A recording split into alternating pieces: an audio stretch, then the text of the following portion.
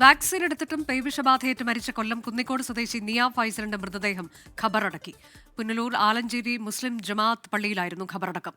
SIT ആശുപത്രിയിൽ വെന്റിലേറ്ററിലായിരുന്ന കുട്ടി ഇന്നലെ രാത്രിയാണ് മരിച്ചത്. എല്ലാ സഹായവും ചെയ്തെങ്കിൽ തന്നെ അവിടെ വേസ്റ്റ് കൊണ്ടിടരുത്, ഇടുന്ന എല്ലാരോടും പറഞ്ഞു. ഒരു മനുഷ്യനും കേട്ടില്ല. അത് തിന്നാൻ വന്ന പട്ടികളെ എന്റെ കുഞ്ഞിനെ കടിച്ചു കീറിയത്. ഞാന് ഓട്ടിച്ചു വിട്ട പട്ടിയ എന്റെ കുഞ്ഞിനെ കടിച്ചു കീറിയത്. എനിക്ക് ഞാൻ ഓടിച്ചെല്ലുമ്പോ എന്റെ കുഞ്ഞിനെ കടിച്ചു വലിക്കുമായിരുന്നു. അപ്പോഴേ എടുത്തോണ്ട് പോയി. ഞാന് ഇപ്പതാണ്ട് കൊണ്ടുപോയി. എനിക്കിനി കാണാനില്ല. എന്റെ കുഞ്ഞില്ലാതെ പട്ടിക്കുള്ളത്. സുജിത് സുരേന്ദ്രൻ വിവരങ്ങളുമായി. സുജിത്ത്, ഹൃദയഭേദകമായ കാഴ്ചകളാണ്. കുട്ടി ആശുപത്രിയിൽ പ്രവേശിപ്പിച്ചത് മുതൽ ഗുരുതരമായ അവസ്ഥയിലായിരുന്നു. മരണം സംഭവിച്ചിരിക്കുന്നു. ഇപ്പോൾ അടിയന്തരമായി ഈ പഞ്ചായത്തൊക്കെ എന്ത് നടപടിയിലേക്ക് കടക്കും എന്നാണ് ഇന്നലെ അവർ നമ്മളോട് സംസാരിക്കുമ്പോൾ ചില കാര്യങ്ങളൊക്കെ വ്യക്തമാക്കിയിരുന്നു. പക്ഷേ അവിടെ വലിയ തെരുവുനായ ശല്യമുണ്ട് എന്നതാണ്. കൂടുതൽ മൃഗങ്ങളെ ആക്രമിക്കുന്ന തരത്തിലേക്ക് കാര്യങ്ങൾ എത്തുന്നു. വിവരങ്ങൾ അനുജ, അവസാന പ്രതീക്ഷയും ബാക്കിയാക്കി നിയ ഫൈസൽ ഇപ്പോൾ ഈ നാടിനോട് വിട പറഞ്ഞിരിക്കുന്നു. അവസാനം ആലഞ്ചേരി ജുമാ മസ്ജിദിലെ ഖബർസ്ഥാനിൽ ഒരുപിടി മണ്ണിലേക്ക് മടങ്ങിയിരിക്കുന്നു.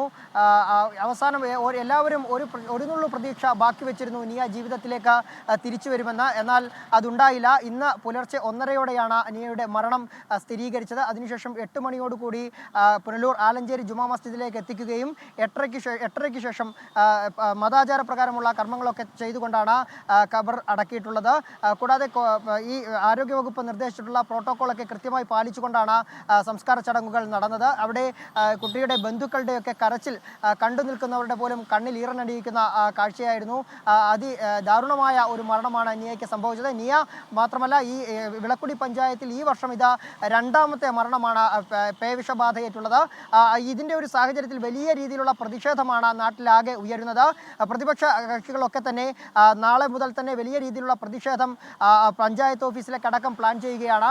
മറ്റൊന്ന്, ഈ ഒരു സാഹചര്യത്തിൽ തന്നെ പഞ്ചായത്ത് അടിയന്തര നടപടികളുമായി മുന്നോട്ട് പോവുകയാണ്. ABC പദ്ധതി ഉൾപ്പെടെയുള്ളവ ഈ പ്രദേശത്ത് ഇവിടെ പഞ്ചായത്തിൽ ഫലവത്താകുന്നില്ല എന്നുള്ളൊരു ആക്ഷേപം ആദ്യം മുതൽ തന്നെ ഉണ്ടായിരുന്നു. ഇപ്പോൾ നമ്മൾ ഇന്ന് രാവിലെ എത്തുമ്പോഴും ആ വീടിൻ്റെ പരിസരത്ത് നിരവധി തെരുവ് നായ്ക്കളെ കാണാൻ സാധിച്ചു.